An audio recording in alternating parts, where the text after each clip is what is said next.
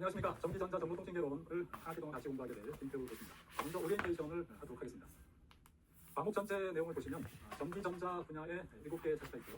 정보통신 분야에 6개의 차시로 그렇게 구성되어 있습니다. 전기전자 분야에서는 전기전자의 제일 중요한 것이 이제 전자기압, 회로이론 이런 식으로 나오죠. 구조물인데 전기전자에서는 주로 전자기압을 조금 다루고 그 다음에 회로이론에 기초되는 내용을 구분을 하도록 하겠습니다. 그리고 정보통신 부분은 통신 분야죠.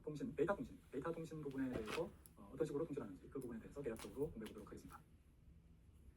과목 전체에 대한 개요인데요. 전기와 자기입니다. 먼저 전기의 근원이 어디냐, 전기가 어디에 있느냐 이것을 설명하려고 하는데요.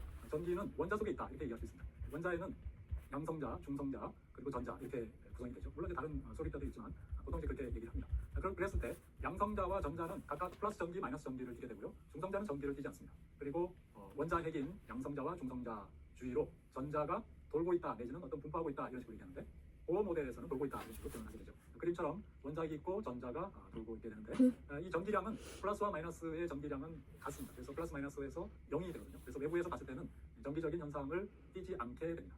그래서 외부에서 만약에 어떤 힘을 가한다든지 에너지를 가하면 전자가 떨어져 나가서 플러스가 되고 떨어져 나가 있는 부위는 마이너스가 되겠죠. 그래서 전기적인 현상이 이제 나타나게 되겠습니다.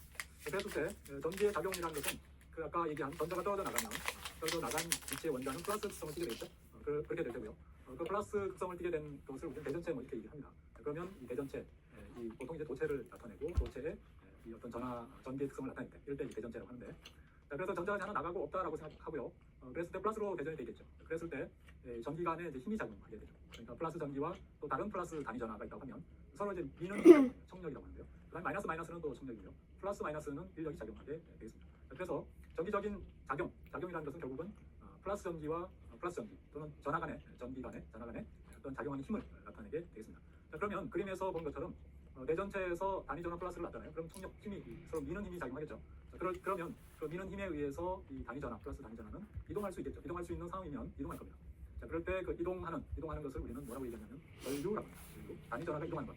어떤 시간 동안 얼마나 이동했느냐라고 하는 것은 전류의 세기라고 하고요. 자, 그러면 이동하게 하는 것은 결국은 힘이잖아요. 전하와 전하 간의 힘이 이제 이동할 수 있게 하는데, 이것을 힘으로 표현하면 어려우니까 우리는 새로운 단위를 써서 전압이라는 용어를 씁니다. 그래서 둘 간의 힘이 작용하는 공간에서는 전압이 발생한다 이렇게 생각할 수 있고요. 그 전압에 의해서 이 전하가 이동할 때 그때를 우리는 그것을 전류라고, 얼마나 이동했느냐를 전류라고 하고, 자, 그다음에 또 중요한 사실이 있는데요. 전류가 흐르면, 다시 말하면 전하가 이동하면 그 주위에 자기장이 발생합니다. 자, 그러니까 전기의 작용에 의해서 힘이 발생하고 그 힘에 의해서 이동하니까 전류가 흐르게 된다 이렇게 얘기하는 거고요.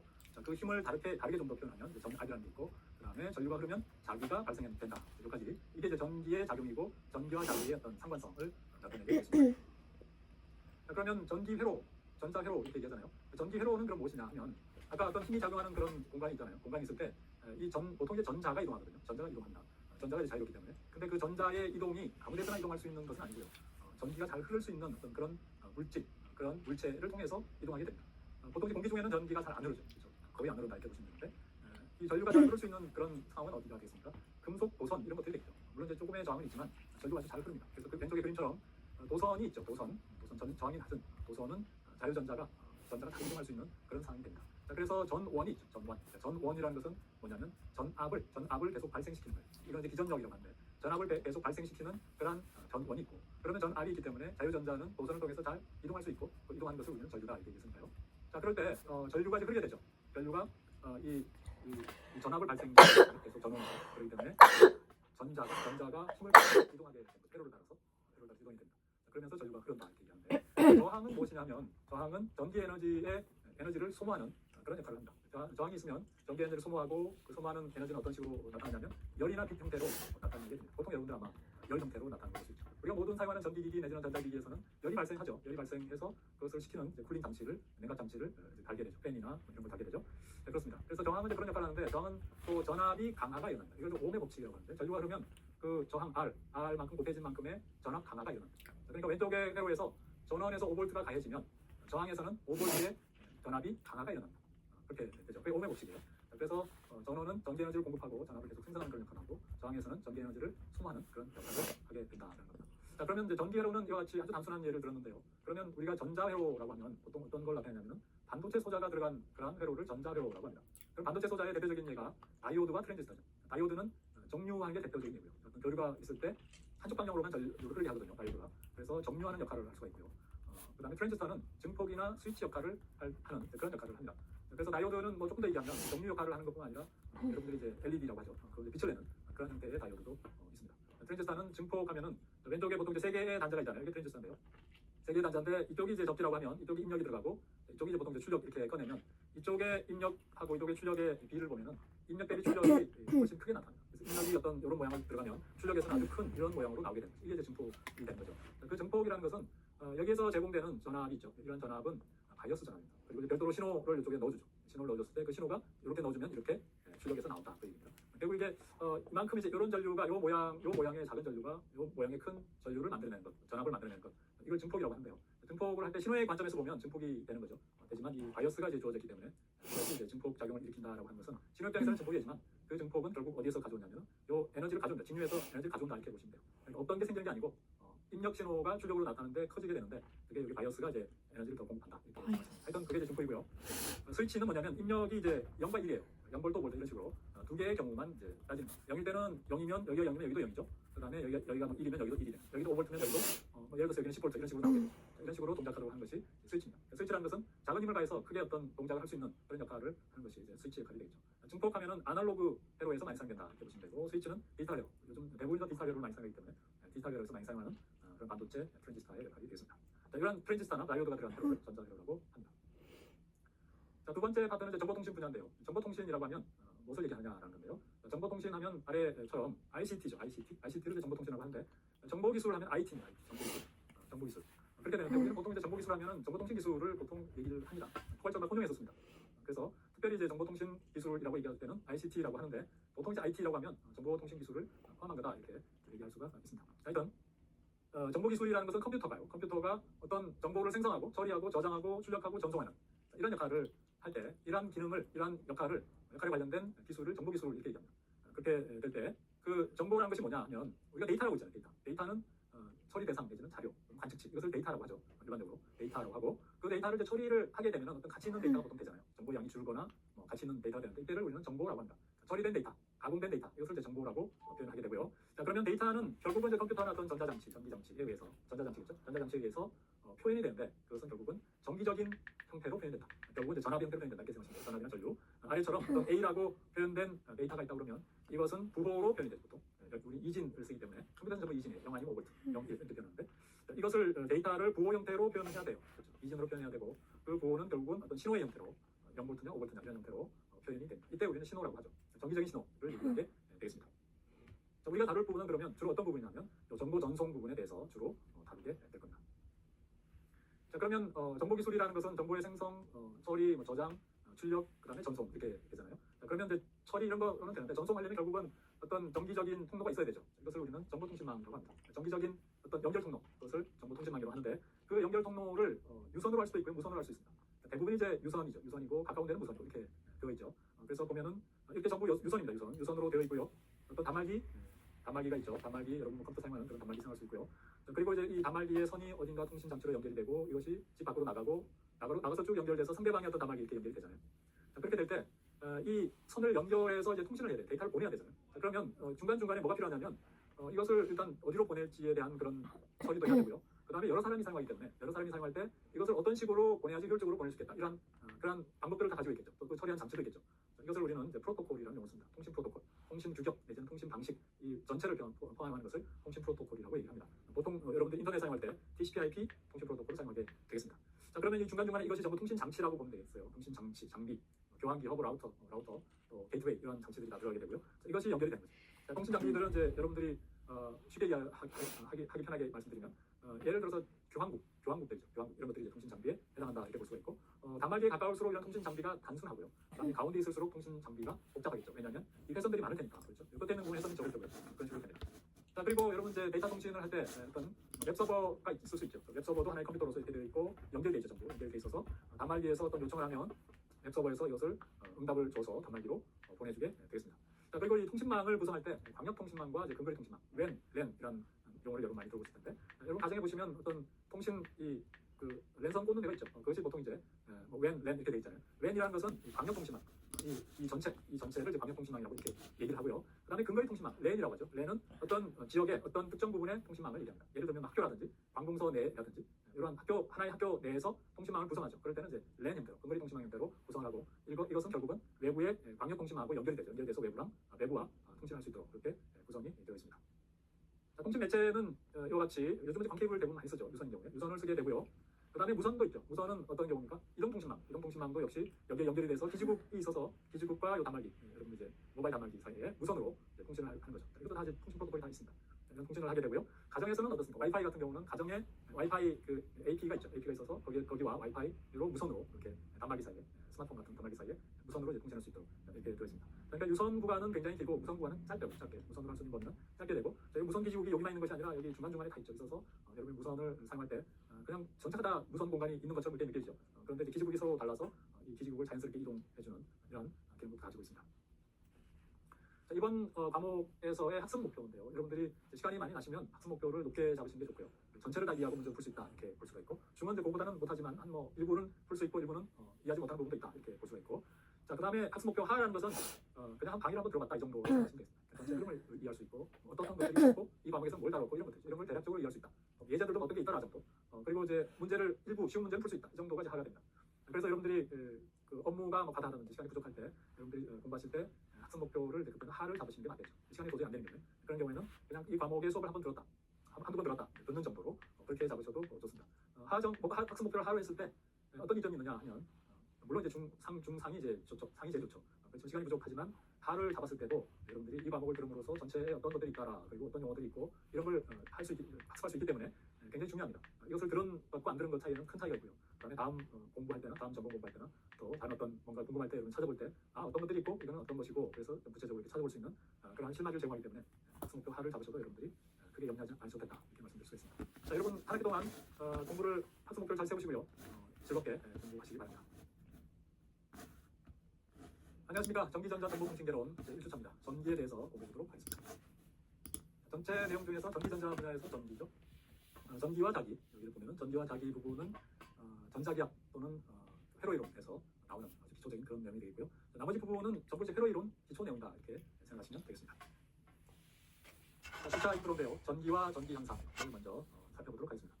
우리가 어떻게 해서 이 전기에 서로 이렇게 잡아당기고 있다라고 생각할 수 있겠죠. 자, 그런데 외부에서 힘을 가해서 이 전자를 하나 떼어놓으면 거기는 이제 균형이 깨지는 거죠. 플러스와 마이너스 전기가 동일한 게 있다가 마이너스 전기가 하나가 나가면 플러스로 이제 전기를 띠게 되죠. 그리고 떨어져 나간 부위에서는 마이너스 전기를 띠게 된다. 이렇게 얘기를 했습니다.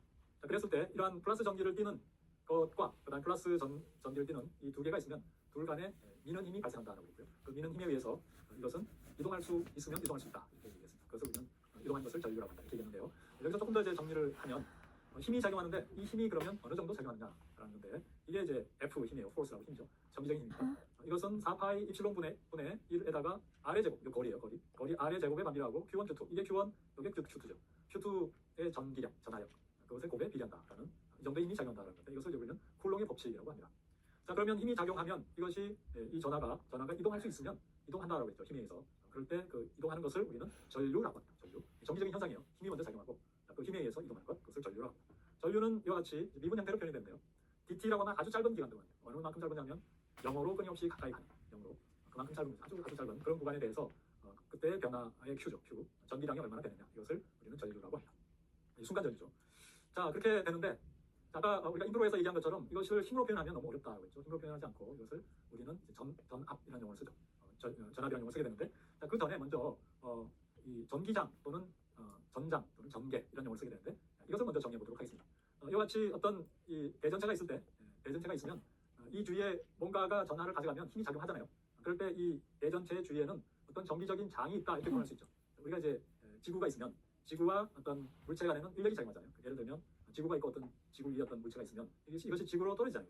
둘 힘이 작용해서 이게 지구로 떨어진다고 우리는 이렇게 생각하잖아요. 그럴 때 만류 인력이 작용하는데 그것을 우리는 지구의 관점에서 보면 어떤 물체를 놨을 때 힘이 작용하는 공간 그것을 우리는 중력장이라고 표현하잖아요. 중력장이 있는 곳에서 물체를 놓으면 떨어진다. 인력이 작용한다. 이렇게 표현하듯이 전기에서도 비슷합니다.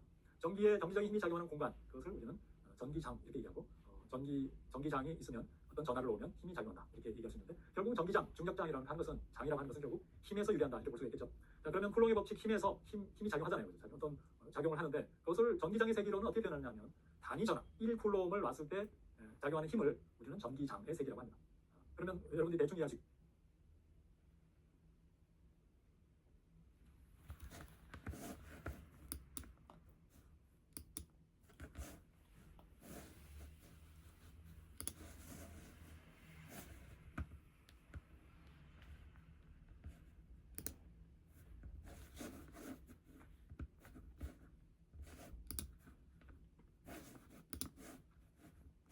안녕하십니까. 전기전자정보통신개론 제1주차입니다. 전기와 근원이 어디냐 했을 때 오다 전기 현상을 먼저 살펴보도록 하겠습니다.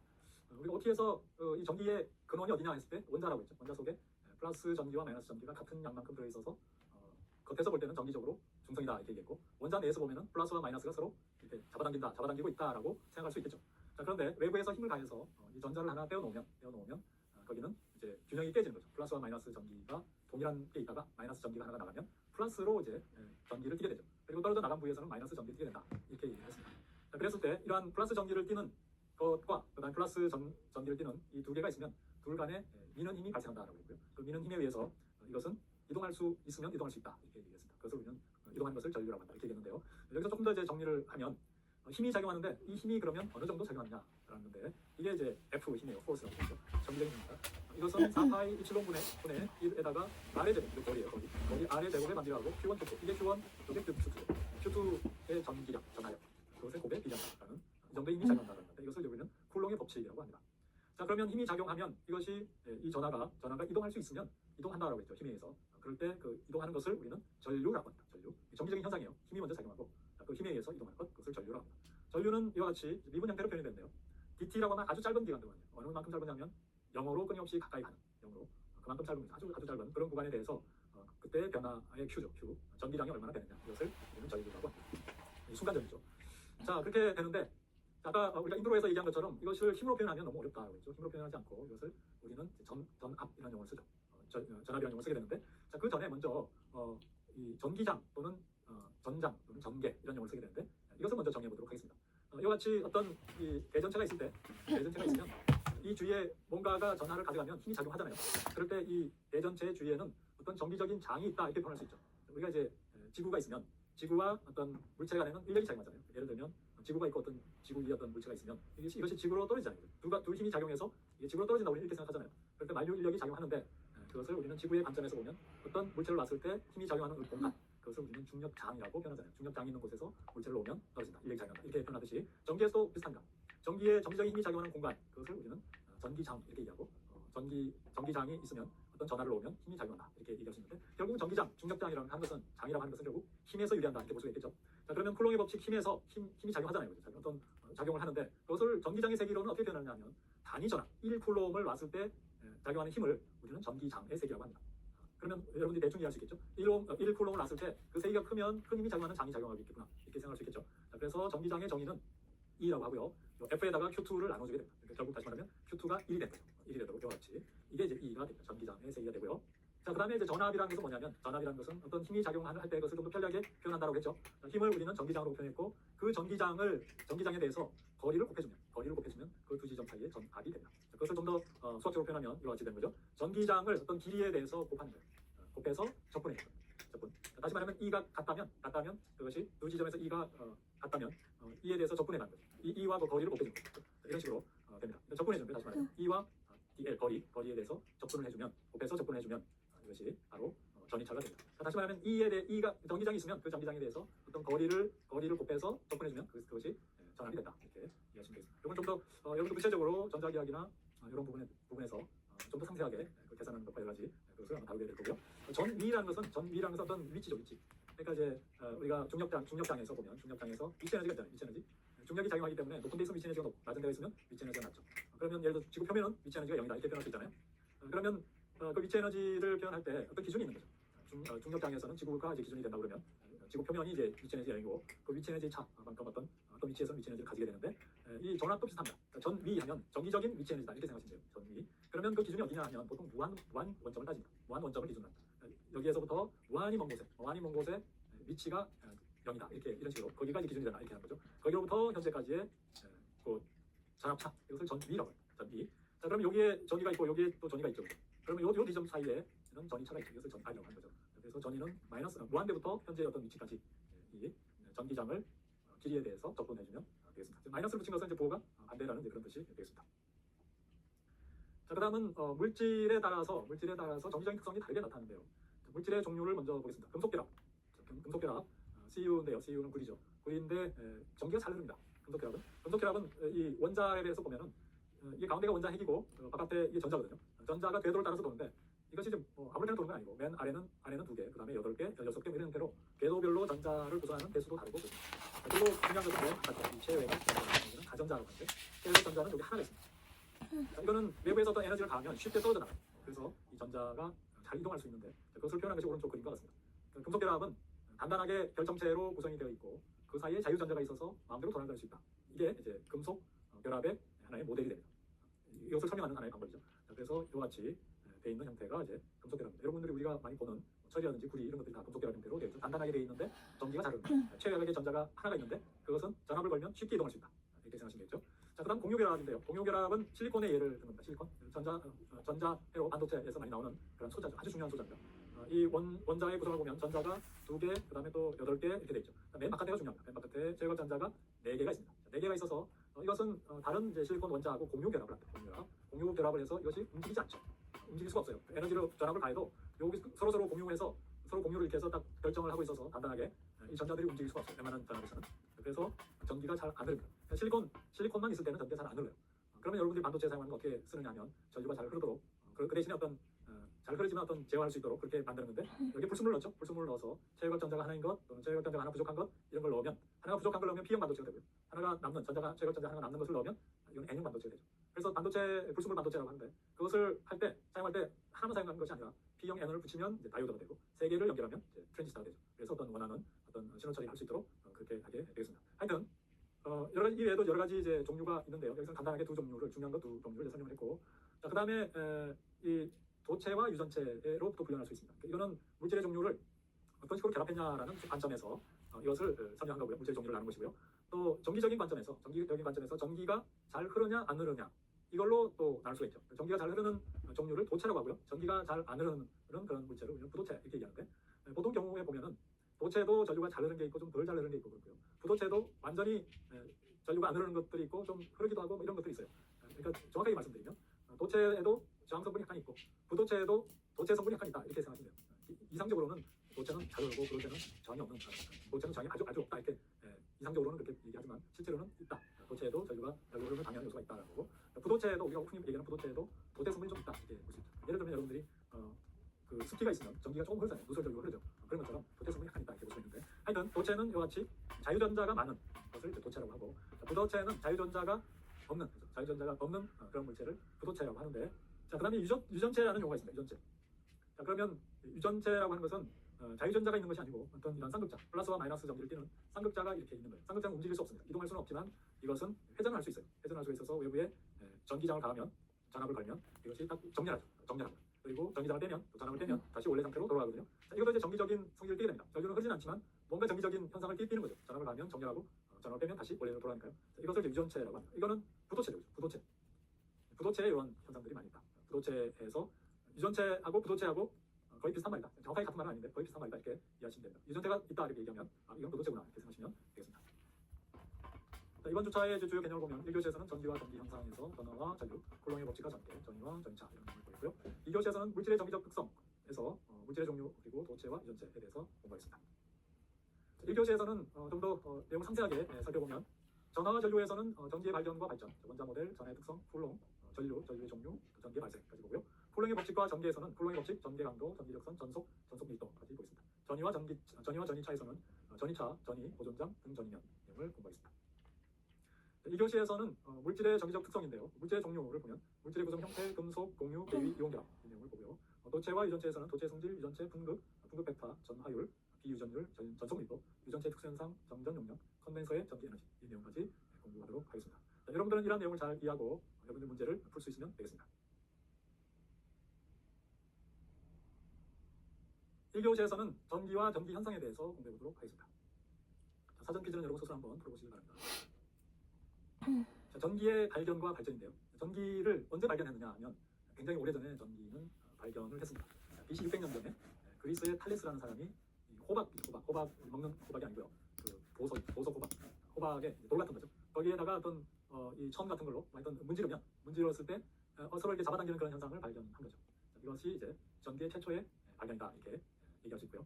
그다음에 한참 지나서 1800년이죠. 그때 이탈리아의 볼타라는 사람이 이제 전지를 발견했습니다. 묽은 황산에다가 구리판과 아연판을 놓으니까 전압이 발생한다, 전기가 생기더라라는 것을 발견한 거죠. 그리고 나서 한 27년 정도 지나서 독일의 오음이라는 사람이 오음의 법칙을 발견하게 됩니다. 그러니까 전압과 전류 사이에 어떤 관계가 있다는 거죠. 전류분의 전압을 이제 저항이라고 하는데 그 저항이 있다는 사실을 발견하게 됐습니다. 그러니까 전압과 전류의 어떤 사이에 반비례하는 그 어떤 요소, 그것을 이제 저항이라고 하는데 그것을 발견하게 된 거죠.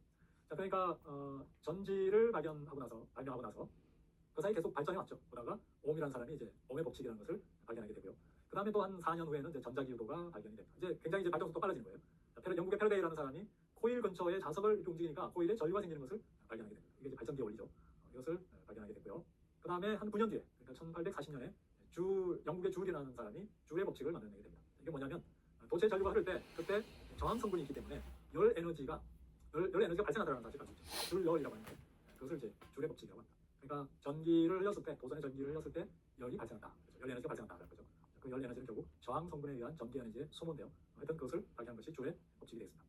자, 그리고 이제 계속 발전한 거죠. 발전을 해서 한 36년 뒤에 1876년도에 미국의 베일이라는 사람이 전화를 발명합니다. 자, 이거는 이제 굉장한 발명이죠. 그렇죠? 음성을 전기 신호로 바꾸어서 멀리 보내서 그 전기 신호를 다시 음성으로 바꾼 거죠. 재생한 거죠. 자, 이것이 이제 전화가 되는데, 그러면 어떻게 이 음성을 전기 신호로 바꾸냐 하면, 우리는 결국 이제 음성을 듣는 것은 귀잖아요. 귀에는 안에 이 떨림판이 있어서 그걸로 감지하잖아요. 그런 것처럼 말을 했을 때 그것을 떨림을 감지할 수 있도록 떨림에 따라서 음파가 있으니까 그 떨림에 의해서 전기가 발생하도록 이렇게 한 거죠. 전기의 크기가 세기가 다르게 그렇게 나타나겠죠. 그 전기를 증폭해서 보내서 다시 받는 쪽에서는 반대로 전기에다가 이제 코일을 감고 거기 전기 신호를 흘리면 그 신호에 따라서 이제 자석이 있고 하면 그 힘이 떨리는 힘이 달라지잖아요. 거기에 따라서 스피커라는 것을 통해서 우리가 듣게 되는 겁니다.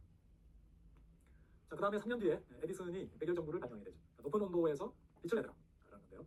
결국 이제 텅스텐 소재를 이용해서, 높은 온도에 잘 견디는 텅스텐을 이용해서 진공으로 이렇게 하잖아요. 전구를 만들잖아요. 그러면 전기를 흘리면 그것이 물론 이제 열도 발생하지만 빛이 발생하는 거죠. 그게 이제 백열 전구가 됩니다. 그리고 1885년에 6년 뒤가 되겠죠.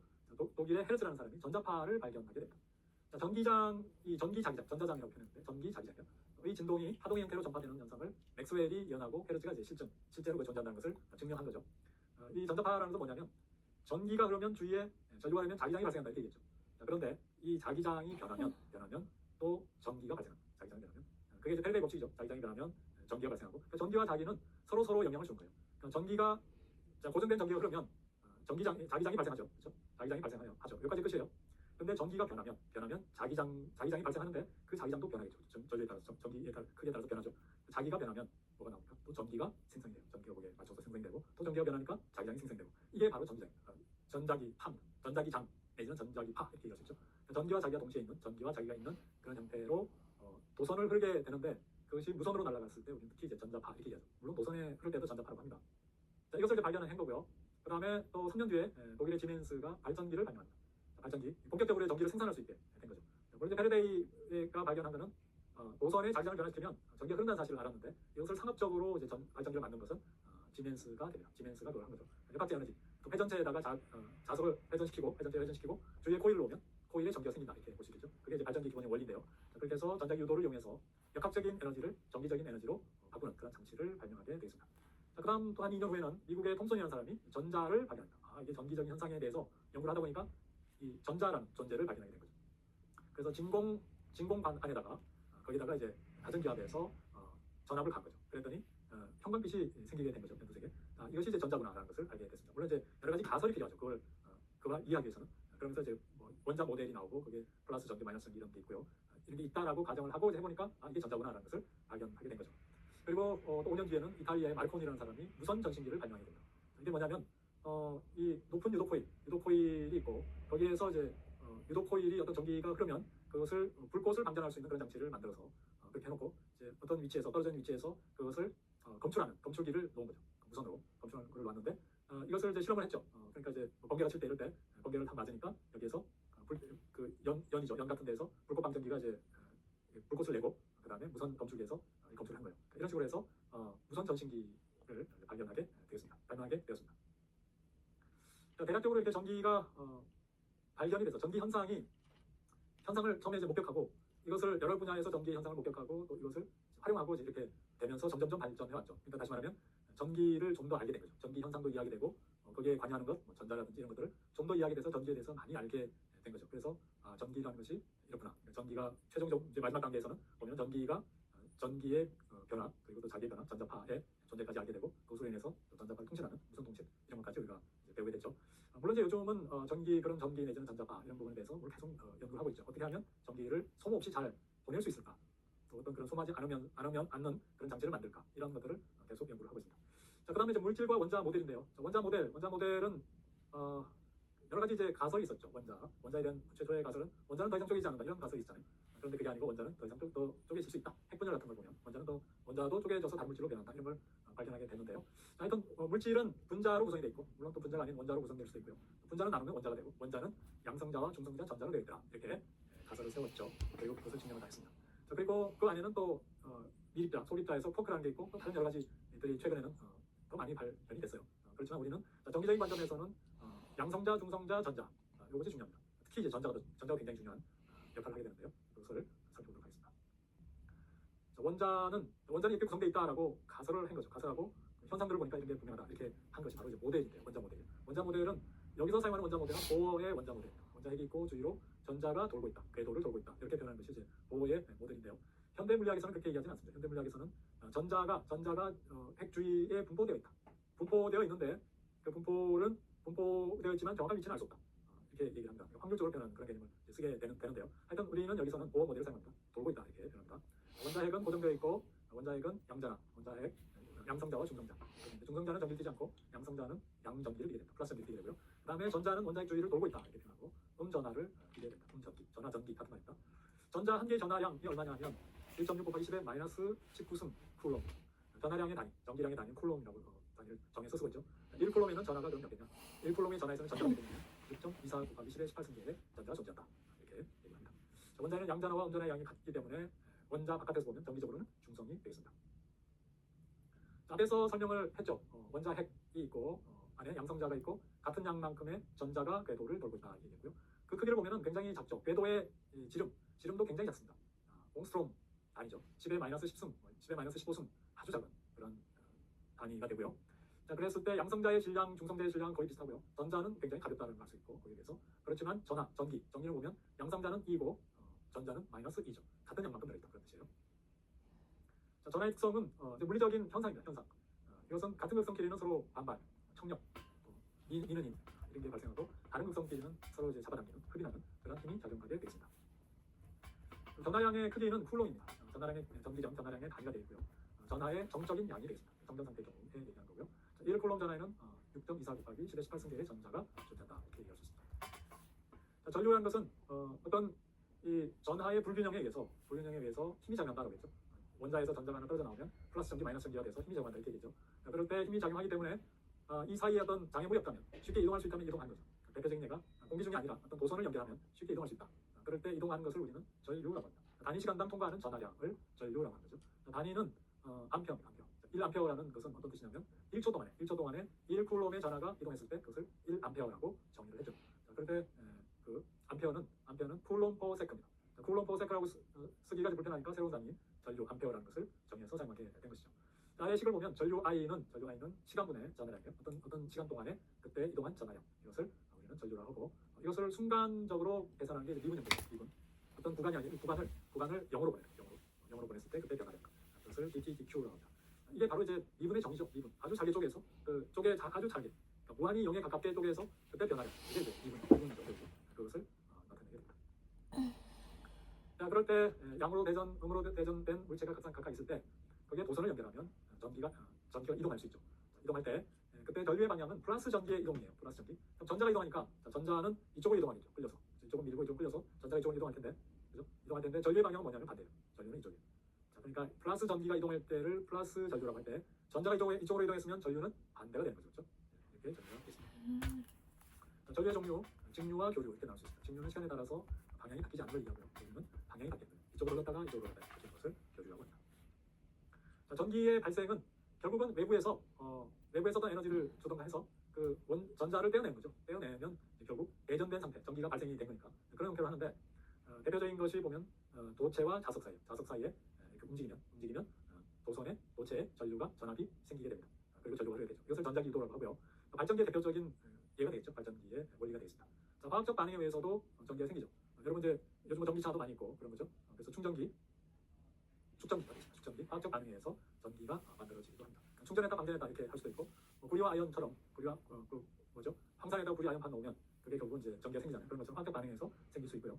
또 열전상에 의해서 어떤 그 특성이 다른 두 금속 물질을 붙여놓고 열을 가하면 두 사이에 전기가 발생하는 그런 현상이 있고요.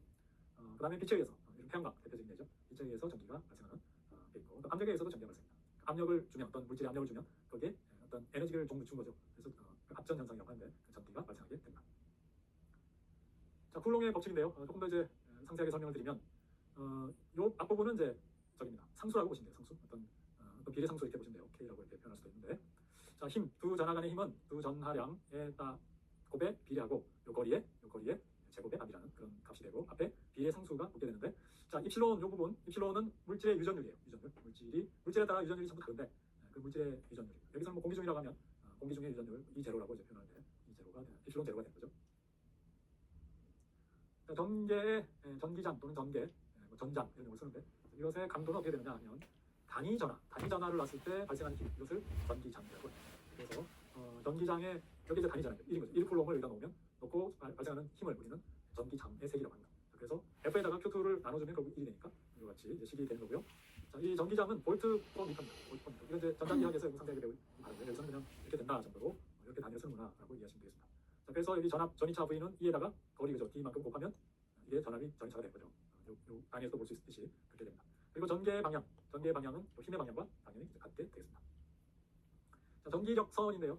자, 전기력이 이제 발생하잖아요. 전기력 서로 잡아당기는 거 이건 하는데 그때 그 전기력선이 이제 전기력이 발생하는 어떤 방향이 있는데 그것을 이제 연속적으로 그린 것을 전기력선이라고 합니다. 힘이 작용하는 방향으로 그린 것 전기력선이 되는데 자, 여기 보면은 이제 두 개가 있는 거죠. 마이너스 전기와 플러스 전기가 있죠. 두 개가 있을 때는 서로 이제 여기서 이렇게 작용하죠. 이쪽은 이제 무한되고요. 이쪽은 이렇게 되는 거죠. 이런 식이 되고요.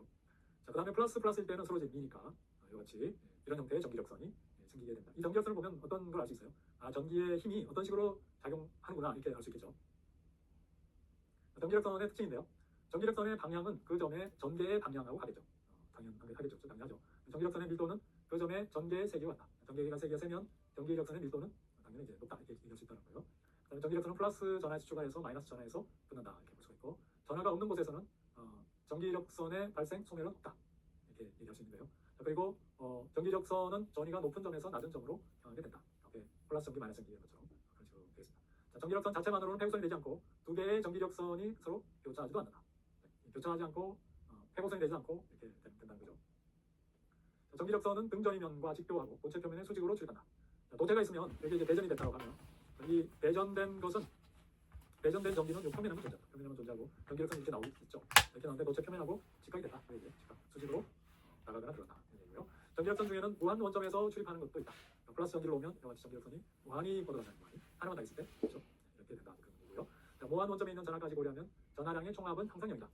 이 전하의 근원은 결국은 원자 속에 있다. 그래서 플러스 전기와 마이너스 전기가 있는데 전기적인 현상을 떼려면 마이너스 전기를 가진 전자가 이렇게 떨어져 나와 있어야 된다. 그렇게 얘기했죠.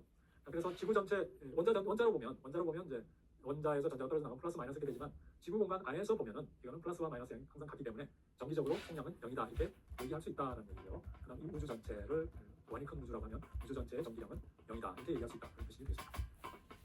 그다음에 이제 전속인데요. 전력속, 전속 이렇게 얘기하는데 electric flux입니다. 플럭스는 이제 어떤 흐름을 얘기하는 거예요.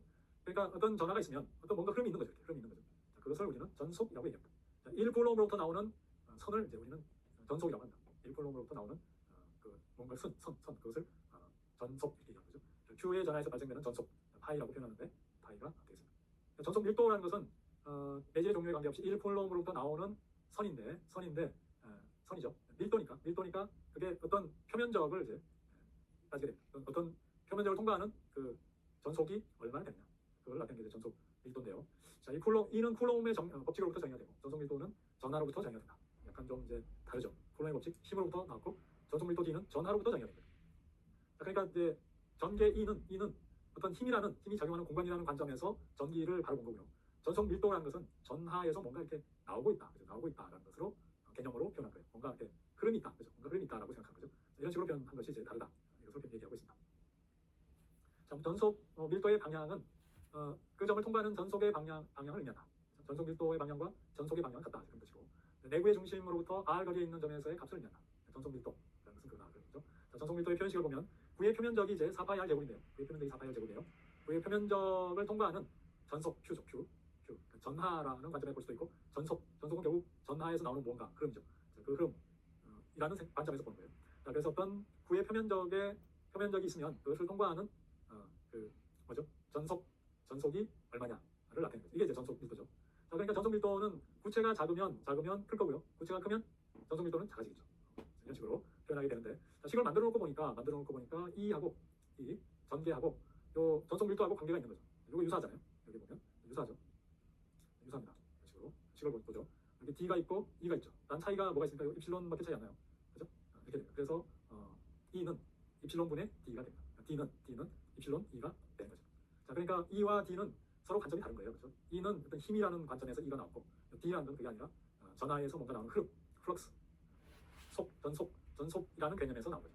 서로가 두 개가 다른 관점에서 출발한 그런 개념인데, 그것을 계산을 해놓고 보니까 이와 같은 관계가 있다라는 겁니다. 자, 그다음에 이제 전압인데요. 전압은 단위 전하를 이동시키는데 필요한 에너지를 우리는 전위차라고 합니다.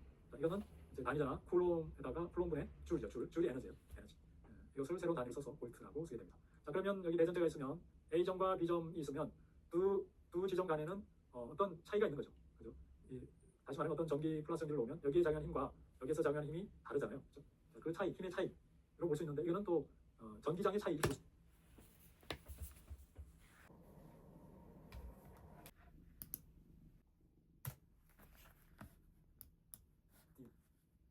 입실론 E가 되는 거죠. 자, 그러니까 E와 D는 서로 관점이 다른 거예요. 그렇죠? E는 어떤 힘이라는 관점에서 E가 나왔고, D라는 건 그게 아니라 전하에서 뭔가 나오는 흐름, 플럭스, 전속이라는 개념에서 나온 거죠. 서로가 두 개가 다른 관점에서 출발한 그런 개념인데, 그것을 계산해놓고 보니까 이와 같은 관계가 있다는 겁니다. 자, 그다음에 이제 전압인데요. 전압은 단위 전하를 이동시키는데 필요한 에너지를 우리는 전위차라고 합니다. 자, 이거는 이제 단위 전하 쿨롬에다가 쿨롬분의 줄이 에너지예요. 이것을 새로운 단위를 써서 볼트라고 쓰게 됩니다. 자, 그러면 여기 내전제가 있으면 A점과 B점이 있으면 두 지점 간에는 어떤 차이가 있는 거죠. 다시 말하면 어떤 전기 플러스 전기를 놓으면 여기에 작용하는 힘과 여기서 작용하는 힘이 다르잖아요. 그렇죠? 그 차이, 힘의 차이로 볼 수 있는데, 이거는 또 전기장의 차이 이렇게 볼 수 있죠. 그죠? 전기장의 차이 이렇게 볼 수 있고, 그 전기장에서 단위 전하를 이렇게 여기서부터 여기까지 이동시키면 에너지가 들 거잖아요. 힘이 작용하니까. 그때 에너지, 그거를 우리는 전압이라고 합니다. 전압, 전위차, 전압, 볼트를 사용하게 됩니다. 자, 이것을 이제 E로 표현하면, 전개에서 전개에서 요 거리, 전개에 작용하는 사이 거리를 접근해주면 결국 이것이 전압이 된다. 그러니까 이제 힘이 작용하잖아요. 힘이 작용하고 그 거리를 곱하면 이거는 1이 되죠. 1. 우리가 물리학에 쓰면. 그런데 전개수도 이제 비슷한 거죠. 어떤 힘이 작용할 때 그때 D만큼 이동시켰을 때, 1쿨롬을 D만큼 이동시켰을 때 그때 1 에너지를 1볼트라고 한다. 볼트라고 한다. 이렇게 생각하시면 되죠. 자, 그래서 이것을 E를 이제 접근해준 거죠. 어떤 구간, 두 개 구간에 접근해주면 전차 전압이 된다고 할 수 있고요. 이것을 이제 수위차하고 비슷한 개념으로 생각할 수도 있습니다. 수위차가 있으면 이게 이제 전압에 해당이 된다. 물론 이제 뭐 전류 이렇게 생각하면 되겠죠. 이 전위차가 있기 때문에 물론 이쪽으로 흘 수 있다. 이런 비슷한 개념으로 알아볼 수 있다는 겁니다. 자, 전위는 그런 거냐? 전위는 어떤 정기적인 위치 에너지다 이렇게 볼 수가 있겠죠. 그래서 무한 공간에서 자유 공간에서 무한 원점으로부터 단위 전하를 해당 점까지 전개와 반대 방향으로 운반하는 데 필요한 에너지 또는 일, 이것을 우리는 전위라고 합니다. 기준점이 무한이 먼 곳에 기준점이 되는 거죠. 자, 그런 경우에 무한 원점을 0전위로 한 경우에는 이와 같이 무한 원점과 현재 어떤 A점까지의 전위차를 전위라고 얘기할 수 있는 거죠. 그래서 이와 같이 표현할 수가 있습니다. 자, 일반적인 0전위점은 무한이 먼 곳이 아니고요. 무한이 먼 곳이 아니고 어떤 기준, 접지라고 하는데, 보통 이제 접지라고 하면 이제 대지 자체의 표면점이, 지구가 있으면 이 지구가 이제 0볼트가 되는 거예요. 여기가 기준점이 돼서 어떤 전위가 있으면 이 사이에 전차 이렇게 얘기할 수 있죠. 여러분들이 이제 여러분들이 가정에서 냉장고나 세탁기 이런 용량이 큰 전기를 사용하는 경우에 접지를 시키잖아요. 접지를 기계에서 냉장고가 이렇게 있으면 냉장고의 자체 프레임에다가 전기선을 연결해서 어디에 연결합니까? 대지에 연결하죠. 자, 그 대지라는 것은 어디입니까, 여러분들이? 여러분들 수도관 뭐 이런 거 있죠. 수도관 이런 거가 다 땅하고 연결돼 있잖아요. 그래서 수도관이나 이런 데 연결해서 대지 접촉시키거나 또 아니면은 전기를 아예 가정에 전기를 공급할 때 땅에다가 선을 하나 연결하고 그 선을 이렇게 가정에 연결해 주는 경우도 있죠. 그쪽에다 연결해 주면 이 여기서 전기가 누전이 됐을 때, 누전이 될 때 사람이 이렇게 닿으면 감전될 수 있잖아요. 그 위험을 줄이기 위해서 냉장고에서 전기가 흘러나왔을 때 이쪽으로 대지로 흐를 수 있도록 이렇게 해놓은 것이 대지 접지 하나의 예가 되어 있고요. 또 접지의 개념은 우리가 어떤 전자회로 내지는 전기회로, 회로 요 자체 있죠. 전기회로, 요 판, 요거를 또 접지로 생각하는 경우가 있습니다. 그러니까 이때는 이제 전원이 전기의 단위가 작을 때는 요거를 이제 전기 접지로 생각합니다. 기준을 이제 그렇게 잡는 거죠. 그래서 이 접지를 할 때는 전기가 작아서 사람의 영향을 안 줄 때, 거의 안 줄 때 이런 식으로 하게 되고, 영향이 클 때는 당연히 이제 대지 접지를 해야지 되겠습니다. 자, 보존장이라는 용어가 있는데요. 보존장은 전기 내에서 단위 전하를 일주시키는 데 필요한 에너지가 항상 0이 되는 그런 장. 그러니까 전기장이 있으면 한 바퀴를 돌면 이쪽으로 갈 때는 전기 에너지가 안 들고 내놓죠. 이쪽으로 돌 때는 전기 에너지가 필요하고, 그런 거 플러스 이쪽으로 마이너스 내놓는 것 두 개의 에너지를 더하면 0이 된다. 이게 이제 보존장이에요. 갈 때와 한 바퀴를 돌면 0이 된다. 전기차가 0이 된다. 이게 이제 중요한 원리인데요. 이게 키르호프의 전압법칙, 전압법칙에 해당이 되는 거죠. 그 원리하고 똑같습니다. 적분 경과 무관하고요. 그 다음에 단 두 점의 정의 A, VA, VB에 의해서만 결정이 되겠습니다. 어떤 점, 위치, 요 사이에만 결정이 된다. 그리고 위치하고 상관없다. 경로를 어떻게 잡든 간에 여기까지 올 때 플러스 마이너스 되기 때문에 결국은 같다. 그런 얘기입니다. 경로에 무관하다. 내가 한 바퀴 돌 때도 이렇게 돌거나 이렇게 돌면 상관이 없다. 그런 얘기예요. 이런 걸 만족하는 장을 보존장이다라고 얘기를 하게 되겠습니다.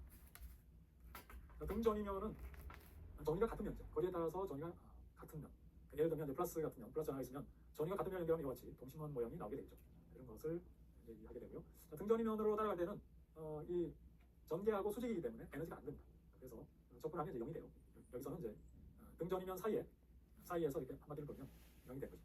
그리고 이제 이 등전이면 사이에 이렇게 가면 이때는 에너지가 안 됩니다. 그래서 이때는 0이에요. 에너지가 안 돼요. 등전이면의 이제 특징인데요. 등전이면은 서로 교차하지 않습니다. 교차하지 않고 또 등전이면과 전기력은 항상 수직이 되고, 그다음에 등전이면 사이의 간격이 좁을수록 전위차가 커져서 전기의 세기가 크다 이렇게 얘기할 수 있습니다. 자, 하나의 점전할 때 등전이면, 전기력선, 또 전기의 방향, 그다음에 등전이면 이렇게 볼 수가 있고요. 자, 여기서도 등전이면이에요. 등전이면, 그리고 여기도 등전이면. 자, 이때 플러스 마이너스 있을 때는 여기가 등전이고, 정가는 같이 등전이면이 되겠습니다. 자, 이렇게 해서 1교시에서는 전기와 전기 현상에 대해서 공부했습니다. 2교시에서는 물질의 전기적 특성에 대해서 공부하도록 하겠습니다. 물질의 종류, 여러 가지 기준으로 나눌 수 있습니다. 물질의 종류. 자, 그런데 여기서 이제 결합이라는 측면에서 나눴습니다. 금속결합, 대유결합, 공유결합, 이온결합 이렇게 나눌 수 있는데, 자, 먼저 보어의 원자 모델을 먼저 살펴보면 구리가 있죠. 구리가 전체 작은잖아요. 그래서 총 29개의 전자가 있고, 양성자도 29개가 있고, 중성자도 29개가 있겠죠. 자, 그리고 전자의 이제 궤도를 보면 전자의 궤도 하나, 둘, 셋, 4개가 있는데 맨 바깥에 전자가 하나 있죠. 자, 그래서 이 전자는 외부에서 에너지를 거치면, 전압을 가하면 그러면 쉽게 떨어져 나올 수 있다 이렇게 얘기할 수 있고요. 자, 그다음에 이제 궤도상에 궤도가 있는데, 궤도를 이동할 때는 예를 들어서 바깥에 있던 것이 안으로 가면 에너지를 내놓습니다. 그리고 안쪽에서 바깥으로 가려면 에너지를 받아야 됩니다. 그렇죠? 그래서 이 궤도에 있는 것이 바깥으로 떨어져 나가려면 에너지를 받아야 되죠. 다시 말해 어떤 전압을 가한다 이런 식으로 하면 쉽게 떨어져 나갈 수 있다는 건데요. 이게 이제 보호 모델이죠. 이거 구리에 대해서 보호 모델이 각각 전자수가 몇 개인지를 보여주고 있죠. 맨 바깥에는 하나가 있다. 이게 중요합니다. 하나가 있기 때문에 쉽게 떨어져 나갈 수 있어서 이게 잘 된다. 금속결합, 금속 원소의 원자가 집합해서 금속 결정을 만든 경우에 화학결합을 금속결합이다 이렇게 얘기하는데, 단단한데 맨 바깥에 가전자가 이렇게 있어서 이게 이제 자유롭게 돌아다니는 거죠. 상온에서는 이게 이미 상온이라는 것은 에너지가 있잖아요. 그래서 얘는 떨어져 나가 있어요. 온도를 낮추면 이게 이제 저대 온도가 되면 얘도 이제 궤도로 다 가야겠죠. 아는 이유. 그때는 자유전자가 없는 상태가 될 텐데, 하여튼 상온에서는 전압을 가하면 쉽게 이동할 수 있는 가전자, 자유전자가 많이 있는 형태가 되겠습니다. 공유결합은 두 개의 원자가 서로 전자를 공유해서 결합합니다. 그래서 이것은 유기화합물이라든지 무기화합물의 현상이 많이 생기게 되죠. 예를 들면 H2라고 하면 H는 이 전자가 하나씩 있거든요. 하나씩 두 개가 묶어서 두 개가 이제 다 공유해서 다 붙어서 이와 같이 분자가 되는 거죠. 이런 것을 이제 공유결합이라고 합니다. 산소 같은 경우도 마찬가지고요. 제외각 전자가 두 개씩 묶여서 4개 공유해서 이와 같이 공유결합을 이렇게 됩니다. 다음 실리콘이죠. 실리콘 앞에서 얘기한 대로 제외각이 4개가 있어서 4개가 이제 이웃하는 원자하고 공유하는 거죠. 4개가 이런 식으로 이제 기하학적으로 이렇게 돼 있죠. 이렇게 돼 있어서 가운데 있고 가전자가 4개가 있고요. 이것이 서로 이제 공유합니다. 옆에 원자하고 공유해서 실리콘 결정을 이루게 되겠습니다. 배위 결합은 결합에 관여하는 두 개의 원자 중 한쪽의 원자만을 중심으로 결합한대요. 형식적으로 한쪽에서만 원자가 제공이 되고 그것에 결합된. 예를 들면 여기에 두 개가 있죠. 두 개가 있고 H 플러스라는 것은 전자가 없는 거예요. 플러스 없어서 플러스 전기를 끼는 건데 이게 합치면 자기는 이제 전자가 없잖아요. 전자가 없는데 여기에서 제공하는 전자 두 개를 공유한 거예요. 공유한 형태의 결합을 우리는 대위 결합이다 이렇게 얘기합니다. 이온 결합은 양이온과 음이온이 정기적으로 인력에 의해서 결합하는 거죠. 예를 들면 이제 Na 라는 나트륨 원자와 염소 Cl 결합하면 나트륨에 있는 전자가 쉽게 떨어져 나가요. 떨어져 나가서 Cl은 뭐냐면 Cl은 여기가 하나가 부족하죠. 하나 부족하고 여기는 하나가 남아요. 여기는 하나 부족하죠. 그래서 남아있는 쪽은 상온에서는 쉽게 떨어져 나가서 있는 거고요. 그 다음에 염소는 쉽게 또 받아들여요. 그러니까 여기에 떨어져 나간 것이 여기에 받아들이니까 얘는 플러스가 되고 얘는 마이너스가 되죠. 그래서 서로 잡아당겨서 서로 이제 정기적으로 이렇게 결합을 한다라고 하는 거죠. 이게 이온 결합이 되겠습니다. 자, 도체의 성질인데요. 도체 표면상에서는 전기의 세계는 모든 점에서 표면의 법선 방향을 향한다. 도체 표면이 있으면 법선 방향으로 전개가 이제 전개 방향이 이렇게 된다는 거고, 도체 내부에서는 전하가 존재하지 않습니다. 도체 내부, 도체가 있다 그러면 이 내부에는 없어요. 전하가 없어요. 표면만 존재합니다. 그리고 이제 걷기 때문에 전기의 세계는 연다 이렇게 되어 있고요. 도체 대전 도체의 전하는 모두 그 표면에 존재한다. 그리고 네 번째는 도체 표면은 등전면이 된다. 자, 여기 이제 뭐 플러스 전기, 마이너스 전기가 있다고 봅시다. 마이너스 전기가 있으면 도체니까 자유롭게 이동할 수 있잖아요. 이동할 수 있으니까 쭉 터집니다. 안쪽으로. 터져서 골고루 표면에 분포하게 나아지는 것이 되고요. 한 도체의 모든 점은 동일 정면이 된다. 골고루 퍼지기 때문에 터지게 되기 때문에 동일 정면이 된다. 이렇게 되어 있습니다. 자, 유전체, 우리가 인트로에서 잠깐 얘기했죠. 유전체. 유전체는 자유전자는 존재하지 않는다. 자, 그런데 플러스와 마이너스로 된 쌍극자, 두 개의 하나의 쌍으로 된 그러한 쌍극자로 되어 있다. 그런 거고요. 자, 그래서 가전자 때의 전자들이 자유롭게 움직일 수 있는 게 아니고 속박전하의 형태로 남게 되어서 전기는 안 흐른다. 전기는 안 흐른다. 그래서 절연 현상이 발생하게 된다는 거예요. 유전체가. 그렇죠? 그러니까 부도체가 바로 유전체다 이렇게 생각할 수 있겠죠. 자, 그럼 어느 정도 그러느냐 하는 것을 유전율로 나타내게 되는데요. 자, 매질이 전하 사이의 매질이 전기에 미치는 영향을 나타내게 되는데, 이것은 다른 말로 표현하면 전하량 저장 정도로 나타내게 됩니다. 그것을 이제 입실론으로 나타내게 되는데 유전율로 표현하면 입실론이 나타나게 되죠. 자, 그림으로 보면 도체는 자유전자가 존재해서 전류가 흐르지만 유전체는 자유전자가 없어서 전류가 안 흐른다. 이렇게 얘기할 수가 있고요. 자, 유전체는 그 대신에 전기 쌍극자가 이와 같이 막 제멋대로 방향으로 이렇게 있는 거죠. 있는데 외부에서 전기를 가하면, 전압을 가하면 이것이 배열합니다. 딱 정렬하는 거죠. 일정한 방향으로 힘이 작용해서 회전할 수가 있거든요. 일정한 방향으로 딱 정렬합니다. 방향이 이렇게 마이너스 플러스 마이너스 이렇게 정렬하겠죠. 자, 정렬했다가 다시 전기를 빼면 다시 원 상태로 돌아갑니다. 이렇게 보면 딱 정렬이 된다는 것은 뭔가 에너지가 저장이 된다는 뜻이잖아요. 다시 빼면 다시 원래대로 돌아가죠. 자, 이것을 이제 나타내는 것이 유전율이다 이렇게 이해하시면 되겠습니다. 자, 그랬을 때 유전체의 전개 또는 전압을 가했을 때 쌍극자가 정렬하는 것을 분극이라고 합니다. 분극. 자, 분극이어서 아래처럼 이 전기장을 가하면 딱 이와 같이 정렬하게 되는 거죠. 이게 이제 분극이라고 하는 거죠. 자, 그래서 외부에서 봤을 때는 전부 플러스 마이너스 0이에요. 이 전기장 값이 전부 0이죠. 그렇죠? 그렇지만 정렬한다. 이걸 이제 분극이라고 하고요. 자, 분극 벡터라는 것은 단위 차적당 쌍극자 모멘트들의 합을 나타냅니다. 자, 이 쌍극자 모멘트는 뭐냐? 쌍극자가 마이너스 플러스가 있을 때, 그때 거리 D가 있을 때요. D가 있을 때 쌍극자 모멘트는 벡터죠. 요 방향으로 향하는 Q와 D. 요 거리는 요만큼이고 Q는 요거죠. 요거고 방향은 요거냐. 요 방향의 벡터이면서 요 값을 가져요. Q하고 D하고. 이 D가 크면 쌍극자가 큰 거예요. 또 Q가 크면 쌍극자 모멘트가 큰 거예요. 그러니까 모멘트라는 것은 결국 이제 어떤 이 회전력 그런 걸 나타내죠. 그러니까 외부에서 전개를 가했을 때 얼마나 회전력이 생기느냐 그 얘기예요. 그거는 결국 길면 길수록 Q가 크면 클수록 커진다 그런 얘기입니다. 자, 분극 벡터의 방향은 쌍극자 모멘트들의 합의 방향하고 같다. 쌍극자가 제멋대로 있기 때문에 그걸 전부 합하면 결국 분극 벡터의 방향이 되고 단위 최적당의 분극 벡터 쌍극자 모멘트의 합을 우리는 분극 벡터라고 합니다. 자, 다음은 이제 전화율인데요. 분극 벡터는 분명하게 외부의 전기장의 세기에 따라서 달라지게 되죠. 일하게 되죠. 그렇죠? 자, 그럴 때 공기 중에 유전율을 입실론 제로로 하고 그랬을 때 이 부분 카이라고 하는데 비례상수 카이를 우리는 전화율이라고 얘기합니다. 전화율. 이거는 뭐냐면 물질의 온도에 따라서 변하고 물질의 분극 정도를 나타내는 상수를 나타내게 됩니다. 카이라고 얘기하게 되고요. 자, 그랬을 때 전압을 이 평행판이 있을 때 평행판 있죠. 평행판 컨덴서 또는 컨덴서가 있을 때 이때 전압을 가면 여기 충전이 되죠. 플러스 마이너스 충전이 되는데요. 자, 유전체를 요 사이에 넣으면 유전체도 이제 플러스 마이너스가 되죠. 왜냐하면 쌍극자가 있어서 외부의 전압이 여기 충전하면 이와 같이 전기장이 생기잖아요. 그죠? 여기에 전기장이 생겨서 거기에 맞춰서 분극이 됩니다. 쌍극자가 이제 정렬하게 되죠. 자, 그래서 이렇게 되고요. 자, 그러면 이 전속 밀도라는 관점에서 정속 밀도는 E하고 이런 관계를 가지죠. 그러면 전속 밀도는 어떻게 되느냐 하면 이 공기 중의 밀도와 이 사이에 밀도 여기 분극 요 부분이죠. 분극 벡터로 변된 요거를 다음과 같죠. 그러니까 여기에 전속 밀도가 이제 변한다는 거예요. 유전체를 넣으면. 자, 그래서 이와 같이 되고요. 자, 이걸 정리하면 이와 같이 되죠. 자, 그랬을 때 이 부분이죠. 이 부분을 우리는 입실론 R이라고 합니다. 자, 비유전이에요. 그러니까 공기 중일 때가 입실론 제로이면 고기를 기준으로 했을 때 이 입실론 R, 공기 중이 0일 때, 입실론 제로일 때 그것의 상대적인 유전율을 입실론 R이라고 합니다. 그래서 비유전율이라고 하는 거죠. 그러니까 유전율을 공기 중의 유전율로 나누면 이 유전율이 된다. 이렇게 이해하시면 되겠습니다. 비유전율, 비율이다 그런 뜻이에요. 공기 중의 유전율의 상대적인 비다 이렇게 생각하시면 되겠습니다. 자, 전속 밀도는 이와 같이 되죠. 전속 밀도 이와 같이 되는데, 자, 표면의 전속이 통과하는 밀도는 매질에 따른 전기의 세기를 표현합니다. 그렇죠? 그래서 여기 보면은 유전체를 보유한 전속 밀도는 이와 같이 되죠.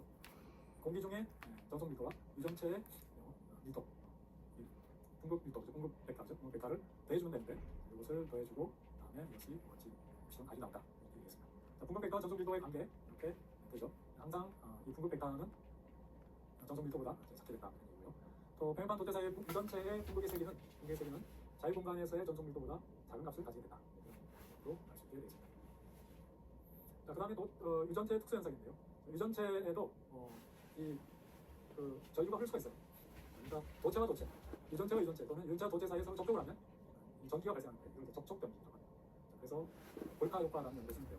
두 종류의 금속을 접촉시키고 골망을 빼서 각각 검사하면 양방으로 개선되는 현상, 이것을 볼타 효과라고 하는데, 이건 이제 금속이죠, 금속. 근데 접촉 전기는 이제 일반적으로 도체와 도체, 도체와 도체, 도체와 도체, 유전체 유전체 이거를 접촉시키면 대진이 된다. 이것을 접촉 전기라고 합니다. 파이로 전기, 초전 효과라고 하는데, 비탄산 바리움과 같은 결정을 가열 또는 냉각하면 전하의 극성이 가열할 때와 냉각할 때 서로 반대가 되는 전기가 발생하게 된다. 가열하면 전기가 발생하는 것이고, 또 냉각하면 전기가 발생한다. 이렇게 되겠습니다. 열 에너지로 전기를 바꿀 수 있는 그런 전기 현상이 되겠습니다. 앞전기는 이제 앞전기, 압력을 가했을 때 응력에 의해서 유전 공급에 의한 전하가 발생합니다. 이것을 2차 앞전 효과로 하고요. 2차 앞전 효과는 앞전 효과를 나타내는 결정에 전개가 반대로 이제 이걸 생기죠. 그것이 2차 앞전 효과, 역 앞전 효과 이렇게 됩니다. 자, 정전 용량인데요. 이 컨덴서를 둘을 이렇게 평행판으로 오면 그 전압을 넣으면 전기가 저장이 됩니다. 그것을 이제 우리는 뭐라고 얘기하냐면 정전 용량이라고 합니다. 얼마나 전기를 저장했습니까? 정전 용량 C는 전압분의 Q입니다. 여기 전압을 가하면 전압을 가하죠. 전압분의 Q, 얼마나 여기에 전하가 플러스 마이너스가 대전이 되는, 그것을 우리는 정전 용량이라고 하는데, 이 정전 용량은 쿨롬하고 다르요. 쿨롬은 단위고요. 단위죠. 여기는 표현이 C, 캐패시턴스 이렇게 생각하시고요. 다른 이거는 요 거리의 반이다. 많이 뛰어넘으면 떨어질수록 줄어들고 가까울수록 늘어나고 이런 거고요. 그다음 입실론, A, 표면적, 판을 크게 하면 정전 용량이 커지고, 요 저련체 입실론, 유전율이 높은 걸 넣으면 커진다. 정전 용량은 여기 판이 같다고 했을 때 요 저련체의 유전율이 높은 걸 넣으면 더 전기가 많이 저장이 된다. 이렇게 되겠죠. 왜냐하면 전압을 가했을 때 유전체에서는 이제 공격 현상이 생기잖아요. 공급하면서 전기 에너지를 저장하죠. 그렇죠. 그렇게 되기 때문에 이제 입실론에 따라서 비례한다. 이렇게 이해할 수 있습니다. 자, 이 정전 용량도 쿨롬 퍼 볼트인데요. 이것은 하나의 단위로 페럿 내지는 페르데이라는 그런 단위를 사용하게 됩니다.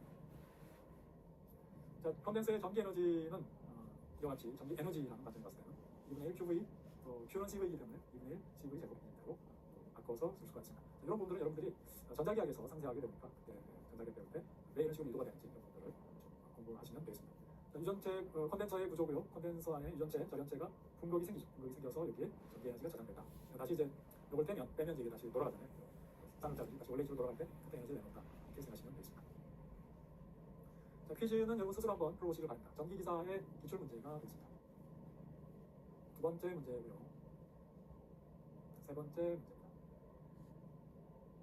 네, 참고문은 출처, 여러분들 궁금하신 분들은 찾아보시길 바랍니다. 자, 이번 주제에서 배운 내용을 간단하게 정리를 해보겠습니다. 먼저 1교시 전기와 전기 현상에서 먼저 전기의 발견과 발전에서 기원전 600년경에 마찰 전기가 발견이 되고, 그 다음에 전자기 유도, 전자파, 발전기, 전자 이런 형태로 쭉 발전되어 왔죠. 그리고 최종 1895년 가장 최근에 무선 전신기까지 발명이 됐습니다. 이 당시만 해도 굉장히 이제 빨리 발명이 되고 발전이 되어 왔죠. 전기로부터 여러 가지 이제 전자파까지 발견하게 되고, 그러면서 계속 그 뒤로 아주 급속도로 계속 발전이 되어 왔죠. 발전이 되어서 현재에서는 아주 다양하게 전기를 활용할 수 있게 됐습니다. 원자 모델은 물질은 분해하면 분자를 분해하면 원자, 원자를 분해하면 양성자, 중성자, 전자 이렇게 나올 수가 있고, 양성자의 양자나 전자의 분자가 있다라는 사실을 연구했고요. 전하의 특성은 같은 극성끼리 전하는 변화끼리 반발하고 다른 극성의 전하끼리는 서로 흡인한다, 잡아당긴다 이렇게 특성화되어 있습니다. 쿨롬은 전하량의 단위, 전기량의 단위 말이고요. 전류는 시간당 통과하는 전하량을 전류라고 하고, 식으로 표현하면 I는 ddDI, dQ 이런 형태로 I는 ddDQ 이런 형태로 표현할 수가 있고요. 전류의 종류는 직류와 교류 이렇게도 나눌 수가 있습니다. 전기가 발생하는 방법, 양전하와 음전의 불균형에 의해서 발생한다 이렇게 얘기할 수가 있습니다. 쿨롬의 법칙은 두 점전하 사이의 작용하는 힘을 나타내죠. 뉴턴이라는 단위를 쓰게 되고요. F는 이제 이같이 식이 되고 전개 강도는 단위 전하가 갖는 힘의 크기죠. 그래서 단위 전하로 해주면 Q2를 1로 해주면 결국 F에다가 Q2를 나눠준 거하고 같습니다.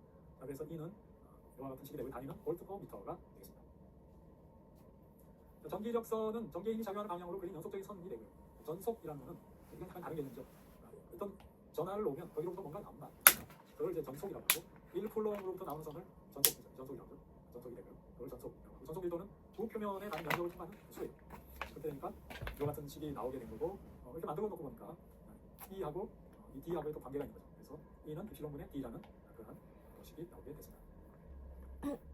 전위차는 단위 전하를 이동시키는 데 필요한 에너지죠. 그거를 이제 전위차, 전압 이렇게 얘기하고요.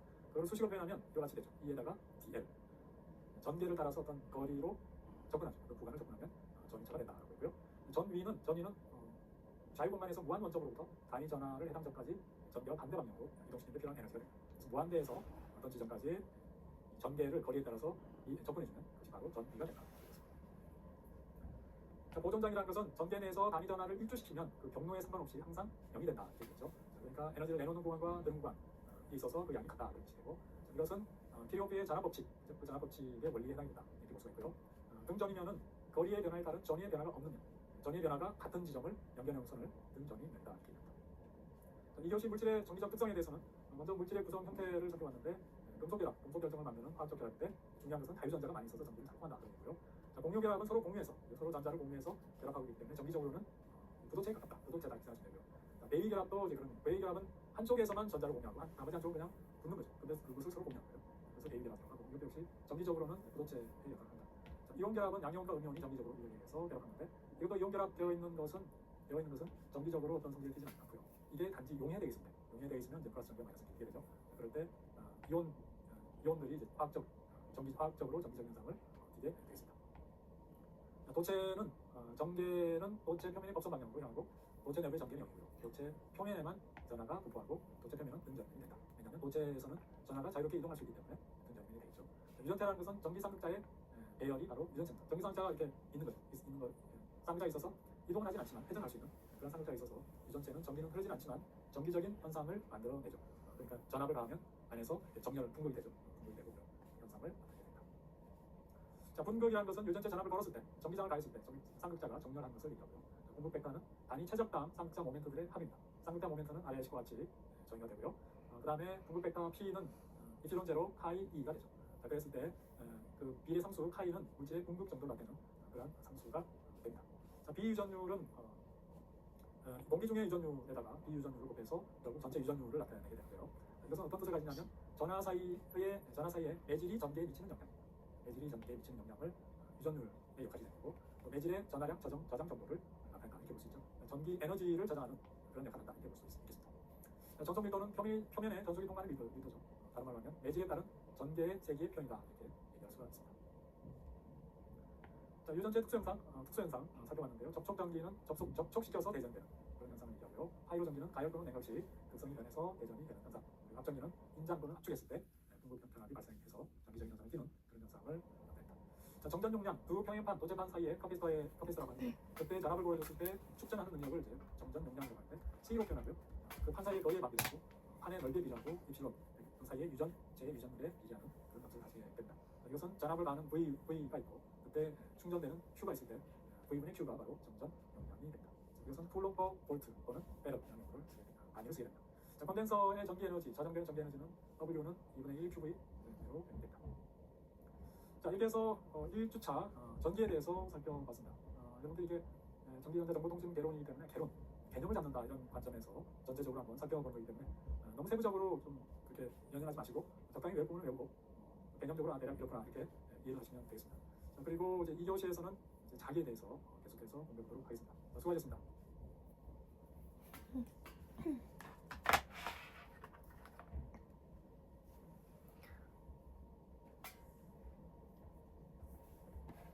IT라고 하면 정보통신 기술을 포함한 거다 이렇게 얘기할 수가 있습니다. 자, 일단 정보기술이라는 것은 컴퓨터가 어떤 정보를 생성하고 처리하고 저장하고 출력하고